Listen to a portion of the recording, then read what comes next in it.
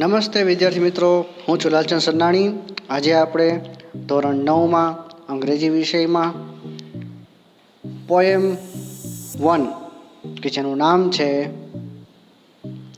The river, બરાબર છે। River એટલે કે નદી।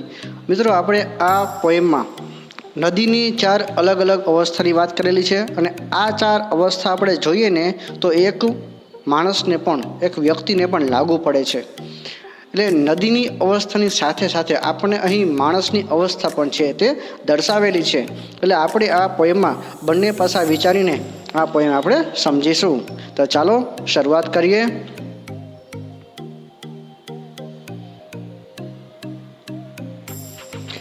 રિવર રિવર લિટલ રિવર એટલે કે નદી નદી નાનકડી નદી, લિટલ એટલે કે નાનકડી।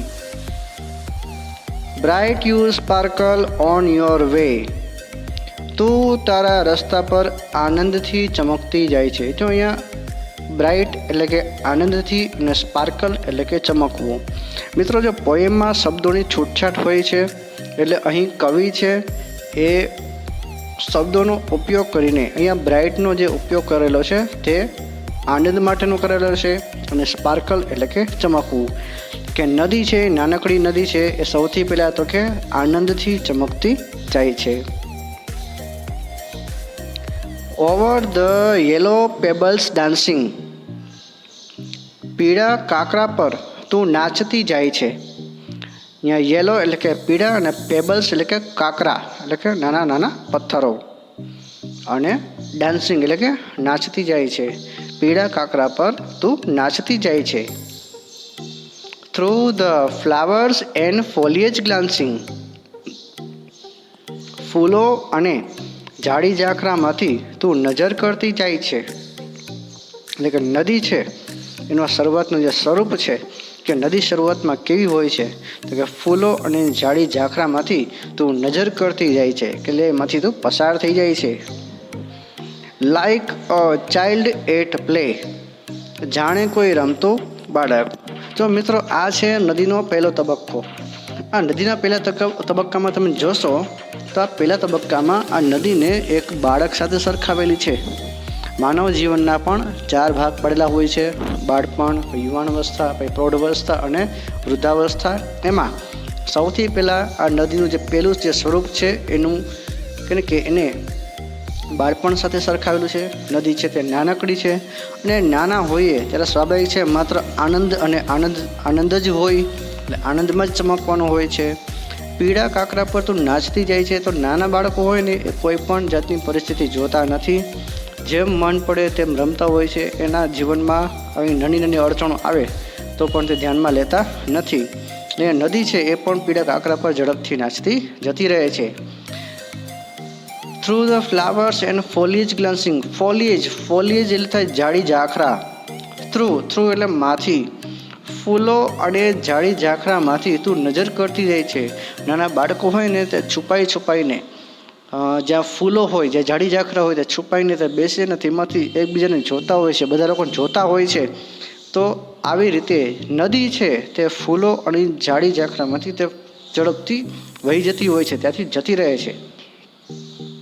તો આ બધું જોતા કેવું લાગે તો આ એક લાગે છે જાણે કોઈ રમતું બાળક હોય ને એનું વર્તન આવું આપણને જોવા મળે છે। તો આ હતો નદીનો પહેલો તબક્કો। આગળ જોઈએ।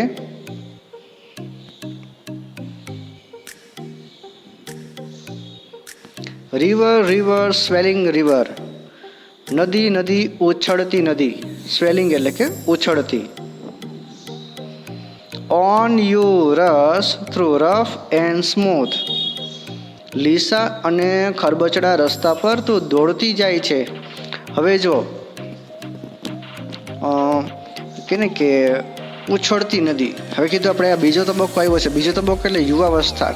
તો યુવાવસ્થામાં આપણે કોઈ પણ જાતની દરકાર લેતા નથી, રસ્તો ગમે તે હોય આપણે કે આપણા જે કે મનના આનંદમાં જતા હોઈએ છીએ, એટલે કે રસ્તો પછી કેવો છે તે આપણે ધ્યાનમાં લેતા નથી। એટલે એ રીતે નદી છે એ પણ લીસા અને ખરબચડા રસ્તા પર તે દોડતી જાય છે।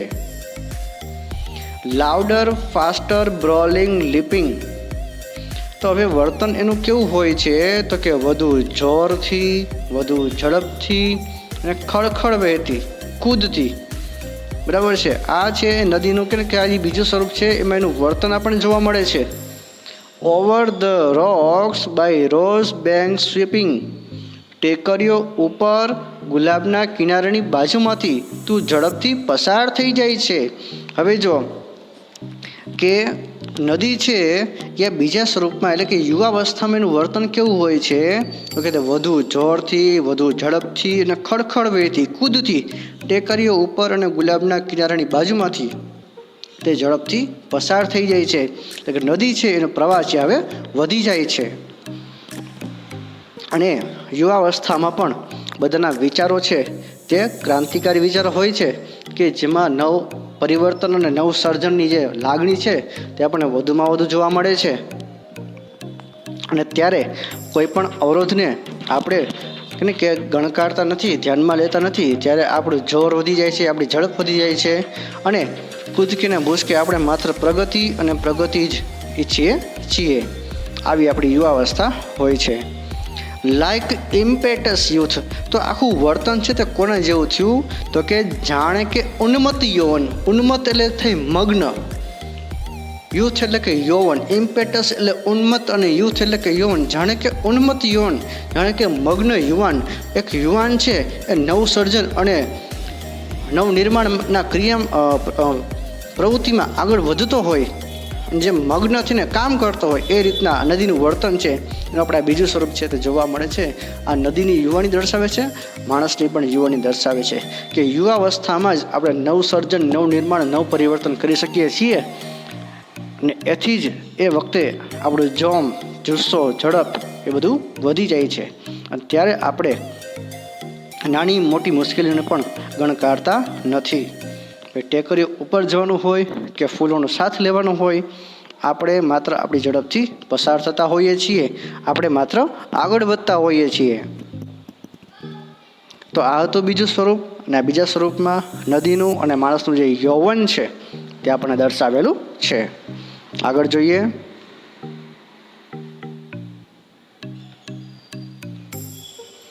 River river brimming river. નદી નદી છલકાતી નદી. બ્રીમિંગ એટલે કે છલકાતી. હવે આવે છે ત્રીજો તબક્કો કે જે ત્રીજો તબક્કો જેને આપણે કહીએ છીએ પ્રૌઢાવસ્થા. એટલે કે આપણે છે ને એકદમ સમજુ થઈ ગયા છીએ, આપણે ઘડાઈ ગયા છીએ. બરાબર છે. બાળપણમાં મોજ કરી લીધી, યુવાનીના અનુભવ લઈ લીધા અને હવે આપણે એક સમજુ થઈ ગયા છીએ અને હવે આપણે કોઈકને માર્ગદર્શક આપી શકીએ એવા આપણે ઘડાઈ ગયા છીએ. તો હવે વર્તન કેવું છે તો કે હવે વર્તન છે છલકાતું. આપણે કે આજે પ્રૌઢાવસ્થામાં આપણી પાસે જ્ઞાન ઘણું બધું હોય તો આપણે આ જ્ઞાન છે તે છલકાતું હોય, એ જ્ઞાન છે તે વહેંચવાનું હોય. Broad and deep and steel as time. વિશાળ અને ઊંડી અને સમય જેવી સ્થિર. તો નદી કેવી હોય છે તો કે બ્રોડ એટલે કે વિશાળ, ડીપ એટલે કે ઊંડી અને સ્ટીલ એઝ ટાઈમ. અહીંયા સ્ટીલ એટલે કે સ્થિર. સ્થિર કોના જેવી તો સમય જેવી. સમય જેમ સતત જતો રહે છે તે રીતે આ નદી છે એ સતત વહેતી રહે છે. બરાબર છે. સ્થિર એટલે એ અર્થમાં સ્થિર નહીં કે તે નદી છે તે ઊભી રહી ગઈ છે. આ સ્થિર એટલે કે તેની ગતિ છે તે સતત જેવી છે. Swimming steel yet still in motion. બરાબર છે. વધુ સ્પષ્ટ ચોખવટ કરેલી છે કે સ્થિર લાગતી હોય તેમ છતાં તે ગતિમાં વહેતી હોય છે. નદીને આપણે જોઈએ ઘણી વાર થાય કે નદી એકદમ શાંત છે, નદી એકદમ શાંત દેખાય છે, પણ એ શાંત નદી, એ જે શાંત સપાટી છે એ શાંત સપાટીની નીચે નદીનું વહેણ છે તે સતત વહેતું હોય છે. તો આ રીતના પ્રૌઢાવસ્થામાં માણસ છે તે આપણને સ્થિર લાગે, પણ એ સ્થિરતાની નીચે એનું જે જ્ઞાન છે, એની જે ગતિ છે તે સતત ક્રિયામાં હોય છે. Tending onwards to the ocean એટલે કે મહાસાગર તરફ આગળ વધતી જાય છે. ઓશન એટલે કે મહાસાગર અને ટેન્ડિંગ એટલે કે આગળ વધવું. મહાસાગર તરફ તે આગળ વધતી જાય છે. મિત્રો તમને ખ્યાલ હશે કે બધી નદીઓ છે તે એક સમયે સમુદ્રમાં ભળી જાય છે. બધી તો ન કહી શકાય પણ મોટા ભાગની જે નદીઓ છે ને, જે મોટી મોટી નદીઓ છે તે સમુદ્રમાં ભળી જાય છે. નદી છે તે સમુદ્ર તરફ આગળ વધતી જાય છે. તો આ રીતે આ જે સમુદ્ર છે, સમુદ્ર એટલે આપણે જે વિશાળ જ્ઞાન છે, હવે આપણે જે કે હવે પછીનું જે ચરણ આવશે, બરાબર છે, કે આપણે જ્યારે ઈશ્વરની અનુભૂતિએ પહોંચવાનું છે, ઈશ્વરનો સાક્ષાત્કાર કરવાનો છે, એ જગ્યાએ આપણે કે આગળ વધવાનું છે.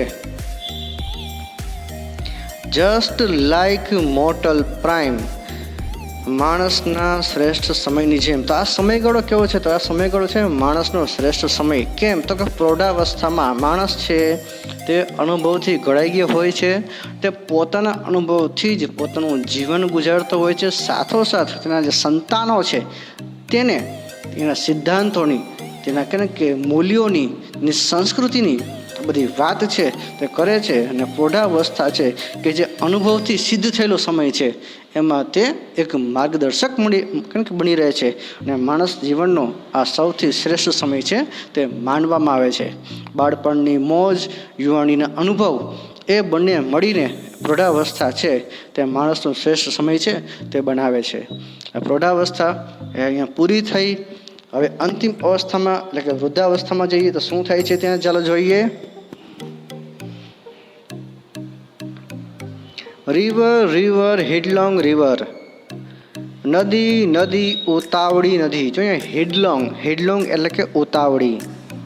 હવે જે અંતે છે પ્રૌઢાવસ્થા પછી છે વૃદ્ધાવસ્થા. તો વૃદ્ધાવસ્થા અને બાલ્યાવસ્થા બે સરખું કહેવાય છે, એવું આપણે સાંભળીએ છીએ કે નાના બાળકો અને વૃદ્ધો બંને સરખા કહેવાય. Down you dash in to the sea, તો નીચે સમુદ્રમાં સમાઈ જાય છે. મેં અગાઉ કીધું એમ કે મોટા ભાગની નદીઓ છે તે અંતે સમુદ્રમાં સમાઈ જાય છે. એટલે અંતે આપણે ઈશ્વરમાં ભળી જવાનું છે, એવી અહીંયા વાત આપણને કહે છે કે આપણું જે આપણે જીવન આપણે એક નદી જેવું છે. કે નદી કેમ શરૂઆતથી બાળપણ, યુવાની, કારણ કે પ્રૌઢાવસ્થાને હવે પહોંચીએ છીએ આપણે વૃદ્ધાવસ્થા, તો એ વૃદ્ધાવસ્થાને અંતે આપણે છેલ્લે ભળી જવાનું છે ઈશ્વરમાં. નદી છે એ નદી સમુદ્રમાં છે સમાઈ જાય છે. સી ધેટ લાઇન હેથ નેવર સાઉન્ડેડ, અને આ દરિયો કે જેની ઊંડાઈ અમાપ છે, સ્વાભાવિક છે, આ દરિયો છે, દરિયાની ઊંડાઈ હજી સુધી કોઈ માપી શક્યું નથી, દરિયાની લંબાઈ છે કોઈ માપી શક્યું નથી. પણ અહીંયા કહેવાનું એમ થાય કે આપણે જ્યારે અંતે પ્રભુને, ઈશ્વરને મળવાનું છે, ઈશ્વરરૂપી જે જ્ઞાનનું સાગર છે એમાં જે મળવાનું છે, તો એનું ઊંડાઈ, એનું જ્ઞાન તો અમાપ છે, તો માપી શક્યું નથી કોઈ. Sea that sail hath never rounded, એટલે કે આ દરિયો છે તે નિરંતર પ્રવાસ કરતો રહે છે. એટલે કે ઈશ્વરનું જ્ઞાન છે તે સતત વહેતું રહે છે. અને આ જે દરિયો છે તે ક્યારેય સ્થિર રહેતો નથી. ઈશ્વરનું જ્ઞાન છે તે એક યા બીજા સ્વરૂપે આપણને મળતું રહે છે. અને અંતે આપણે આ સમુદ્રમાં જ આપણે ઈશ્વરના મહાસાગરમાં, ઈશ્વરના જ્ઞાનના સાગરમાં આપણે ભળી જવાનું છે. આપણું અંતિમ સત્ય છે. તો હવે આ વર્તન કેવું હતું? લાઈક એટર્નિટી, જાણે કે અનંતકાળ. એટર્નિટી એટલે અનંતકાળ. અનંતકાળ એટલે શું? તો કે સતત કામ કરતું રહેવું. આપણે એવું સાંભળતા હોઈએ છીએ કે માણસને 84 લાખ જન્મો લેવાના હોય છે. તો 84 લાખ જન્મો લેવા એ જરૂરી નથી હોતા. આપણે માત્ર ભગવાનનું કાર્ય કરીએ તો આપણને ભગવાનના કાર્યથી જ મુક્તિ મળી જાય છે. પણ આ આપણું સમગ્ર જીવન છે, આપણને અહીં નદીના સ્વરૂપ સાથે સરખાવ્યું છે, નદીના સ્વરૂપ તરીકે દર્શાવ્યું છે. તો આપણે પણ આપણો જે પ્રવાસ છે તે નિરંતર થતો રહે, નિરંતર વહેતો રહે, અને ઈશ્વર આપણી સમક્ષ રહે, તો એને આપણે અનંતકાળ કહી શકીએ. આ અનંતકાળ સદાયને માટે, ઈશ્વર સદાયને માટે આપણી સાથે રહેશે. તો મિત્રો, આ સાથે આ પોએમ પૂરી થઈ. બહુ સારી પોએમ છે. કીધું તો એમ આપણે બંને પાસા વિચારવાના હતા, બંને બાજુ જોવાની હતી કે નદી પણ છે, સાથે માનવનું જીવન પણ છે. એ બહુ સરસ પોએમ જોઈ. ફરીવાર બીજા વિડીયોમાં બીજી પોએમ સાથે મળીશું. ત્યાં સુધી